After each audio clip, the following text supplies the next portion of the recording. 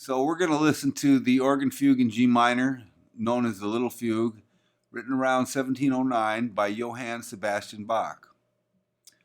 One of the best-known organ pieces is the Little Fugue in G minor, so called the Little Fugue to differentiate it from another longer fugue in G minor that Bach wrote.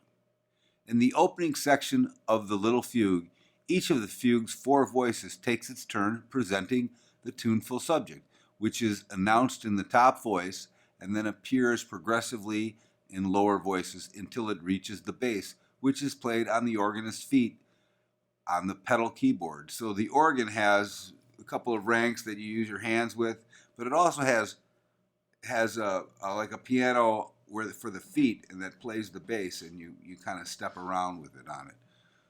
Some of you have probably seen that, maybe not. So after the opening section, the subject reappears 5 more times. Each is preceded by an episode. An episode really takes us somewhere else, maybe to a new key, or does some sort of sequence to bring us along. But so the subject enters 6 times total, 5 times after the original exposition, and it's usually shortened down. And in between it is what's called these episodes that divide re-entries of the subject. So you want to kind of listen for that subject where it goes dee dee dee dee dee dee dee dee dee dee dee. It starts like that. So listen for the announcement of this fugue subject in the highest voice. That started just like I kind of sang, followed by a polyphonic imitation of the subject in successive lower voices. Notice when the subject is presented in major key instead of a minor key.